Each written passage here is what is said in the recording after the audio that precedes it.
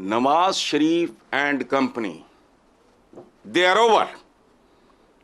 मैं नहीं कंफ्यूज कम अज कम, और ये अब से नहीं, 2 years प्लस यही मिसाल दिया करता था मैं। अच्छा, अब इस मुल्क की तारीख में, इसकी मज़हका खेज़ और बहुत अज़ियतनाक तारीख में पहली बार ये हुआ है कि ये सब के सब हाईली कंफ्यूज्ड और हाईली खौफज़दा हैं। क्यों? ये जानते हैं कि ये लोग इस बार इक़्तिदार को नहीं खाएंगे, इक़्तिदार इनको हड्डियों समेत चबा जाएगा, और यही होगा। इस तरह के मामलात में इतनी डेफिनेट टर्म्स में बात नहीं करते जितनी डेफिनेट टर्म्स में मैं होगा। अच्छा, वजह पूछो। अभी आपने भी अजीबो गरीब सी एक बात, टिल्ली मट्ठी सी बात की है। देखो बात सुनो, मुल्क की मईशत इनमें से किसी का बाप नहीं संभाल सकता। वजह क्या? इसके लिए ज़रूरत है मेजर सर्जरी की, बुनियादी जौहरी तब्दीलियों। ये लफ्ज़ भी मैं पता नहीं 5 साल से इस्तेमाल कर रहा हूँ। तब्दीलियों के बगैर किसी का बाप भी नहीं इसे संभाल सकता। पाकिस्तान की इकॉनमी वहाँ पहुँची हुई। I am humble good student of economics formally. अच्छा, और ये काम उन्होंने करना नहीं। क्यों? चूँकि ये इनके लिए खुदकुशी के बराबर है। इनके लिए इक़्तिदार कभी मेरे और आपके लिए नहीं रहा। ये जिस काम के लिए इक़्तिदार का ये खेल खेलते हैं वो खुदकुशी होगी। ये नहीं कि ये काम कर नहीं सकते। बुनियादी जौहरी तब्दीलियां, मेजर सर्जरी, वो अचीवेबल है। ये नहीं करेंगे। चूंकि आप मुझे कह रहे हो खुदकुशी कर लूं, सो मौजूदा हालात में इक़्तिदार सांप के मुंह में जख्मी कोड़ किरली छिपकली की मानंद है, जिसे ना ये निगल पाएंगे ना उगल पाएंगे। एक तरफ भयानक खड्डा, दूसरी तरफ गहरी खाई। कंक्लूड ये करें आपकी गुफ्तगू को कि हुकूमत कायम नहीं करनी चाहिए, फायदा नहीं होगा, पर करेंगे जरूर। ओ, मैंने कहा नहीं, ये सहमे हुए हैं, डरे हुए हैं, कंफ्यूज्ड हैं। ठीक हो गया। हुकूमत तो रालें टपक रही हैं, अंजाम भी नजर आ रहा है। सही, इनका हशर नशर होने वाला है। ठीक हो गया, पीरियड।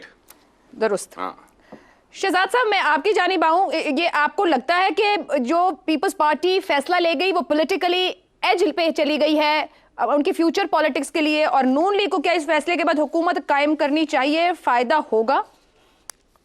अच्छा, नून लीग का तो अभी देखिए, शहबाज शरीफ साहब या नवाज शरीफ साहब, इन दोनों में से किसी ना किसी को ये तौक उठाना पड़ेगा। क्या वो उठाने के लिए तैयार हैं? क्या उनमें अहलियत है? क्या उनके पास जस्टिफिकेशन है, इलेक्टोरल जस्टिफिकेशन इस चीज़ की? क्या उनके नंबर उस लेवल पे पहुंचते हैं? वो भी तो आफ्टर ऑल कुछ बैठे कैलकुलेट कर रहे होंगे ना इस वक्त। 75 सीटों के साथ, चलिए 79 कर लें, जितनी भी कह लें। शहबाज साहब ने आज 80 कही है अपनी प्रेस ब्रीफिंग में। 80 की दे दीजिए उनको। 80 देने के बाद अगर 100 से ये जो है 92 वाले 117 पे पहुंचे हैं, तो वो कितने पे पहुंचेंगे? तो कहने का मतलब ये हुआ। अब आ जाते हैं उन चीजों पे जो कि प्रिंसिपल्स हैं, जो उसूल हैं। जब आप बिलावल भुट्टो की बात करते हैं तो उसने असूलन सियासी असूल के तहत एक बेहतर फैसला किया, क्योंकि उसने अपनी सियासी साख को बचाया, बल्कि उसको बढ़ाया। उसने पीडीएम से दूरी इख्तियार की, क्योंकि पीडीएम एक प्रागंदा नाम है हमारी रिसेंट तारीख के अंदर। वो उसके साथ नहीं अटैच होना चाहता, वो कोई इस किस्म का वजन नहीं उठाना चाहता जो कि उसको अपने से ज्यादा समझता हो, या वो समझता हो कि उसका हक नहीं है उसको उठाने का। एक तो ये बात होगी। दूसरी बात, ये जो लोग हैं, और उसने ये भी कह दिया कि मैं तो पीटीआई वाले अगर कहते हैं कि मुझसे बात नहीं करना चाहते तो ठीक है, पीटीआई वाले हुकूमत बना लें। मुझे बताइए कि वो सियासी असूल के तहत शहबाज शरीफ साहब ने, मैं तो उनकी आज प्रेस कॉन्फ्रेंस नहीं सुनी, उन्होंने कहीं जिक्र किया कि जो लार्जेस्ट पार्टी है, जो कि एमडब्ल्यूएम है या पीटीआई इंडिपेंडेंस है या व्हाटएवर, जो भी अभी इस वक्त बन चुकी है, उसका हक बनता है कि वो हुकूमत बनाए। आप बॉल उसके कोर्ट में क्यों नहीं फेंका आपने? आप किस लालच के तहत आज अभी तक उसको पकड़ के बैठे हुए हैं?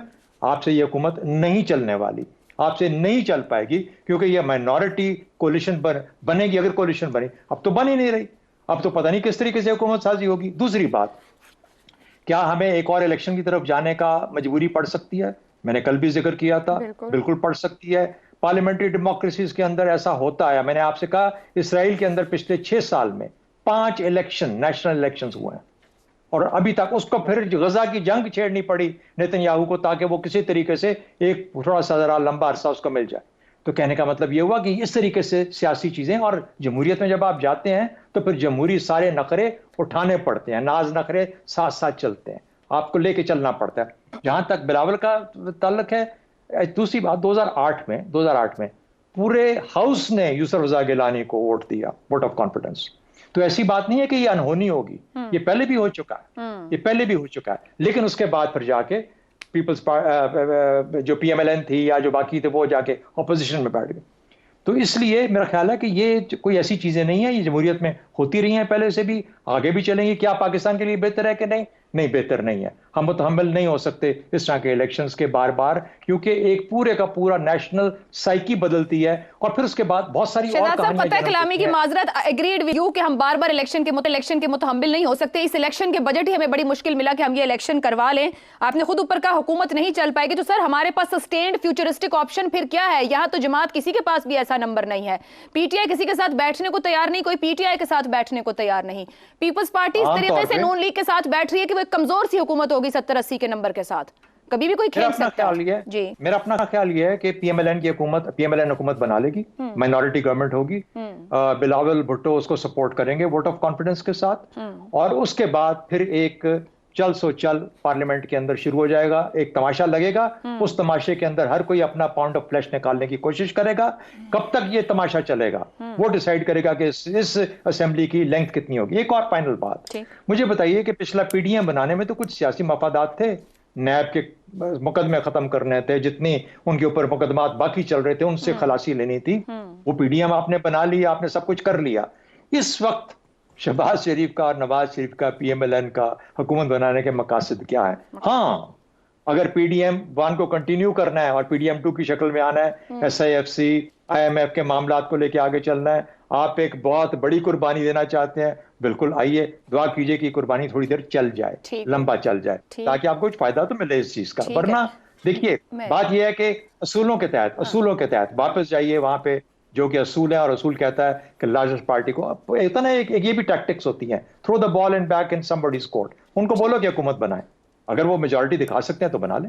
दुरुस्त हो गया, उसूल के तहत तो होना चाहिए, मगर उनके पास नंबर, उनके लीगल मामलात और उनकी अपनी जिद और हठधर्मी भी अपनी जगह पर। अब सार साहब, Noon League, MQM, JUI, Istehkam, Pakistan party चंद आजाद मिलेंगे, हुकूमत बन जाएगी। पीपल्स पार्टी इस हद तक सपोर्ट को तैयार है कि हम साथ खड़े हैं अगर कोई मामला बड़ा बनेगा। कितनी और कब तक की हिमायत पीपल्स पार्टी करेगी और कितनी मजबूत ये हुकूमत बनेगी? डे टू डे बेसिस पे करेगी हिमायत। जिस दिन दिल करेगा उस दिन हिमायत वापस ले लेगी, जिस दिन दिल करेगा उस दिन हिमायत दे देगी। तो ये तो डे टू डे बेसिस पे चलेगा। अब इससे क्या इस्तेहकाम आएगा? मैं तो सर, तो क्या शहबाज साहब या नवाज साहब जो भी नून लीग से आएगा वो रोजाना की बुनियाद पर असेंबली में बिलावल भुट्टो साहब का चेहरा देखा करेंगे कि आज अब हमारे साथ हैं या आज अब हमारे साथ नहीं है? जाहिर है, बिल्कुल जाहिर है। उनका सदर बन चुका होगा 5 साल के लिए, स्पीकर नेशनल असेंबली 5 साल के लिए बन चुका होगा, सेनेट चेयरमैन 5 साल के लिए बन चुका होगा, गवर्नर लग चुके होंगे, उनके जितनी वजारतों में जितने काम हैं उनके लोगों के एमएनएस के, वो सबसे पहले हुआ करेंगे प्रायोरिटी पे, चाहे वो जायज़ हों चाहे नाजायज़ हों। मुस्लिम लीग नून दिन और रात ये कोशिश किया करेगी कि किसी तरह पीपल्स पार्टी को खुश रख ले और एमक्यूएम को खुश रख ले। पीपल्स पार्टी और एमक्यूएम की सिंध में बननी नहीं है, क्योंकि अगर पीपल्स पार्टी हुकूमत में नहीं आ रही, उसकी कोई मजबूरी तो नहीं है ना कि एमक्यूएम को सिंध में कोई हिस्सा दे या उसको खुश रखे। तो गवर्नर सिंध भी अगर पीपल्स पार्टी से होगा तो एमक्यूएम को वजारतें ही दे पाएगी ना मुस्लिम लीग नून, तो उससे क्या फ़र्क पड़ेगा? अब ये सूरत हाल, मुझे तो अफसोस इस बात पर हो रहा है कि मैं अपना सर दिल करता है किसी दिन दीवार से टकरा दूं उन लोगों की अकल और फहम पे जो अपने आप को मेहरबान कहते हैं, और उन्होंने इस मुल्क को किस जगह पे लाके खड़ा किया है पिछले कई सालों की सियासत में, जो उनका काम नहीं था सियासत करना।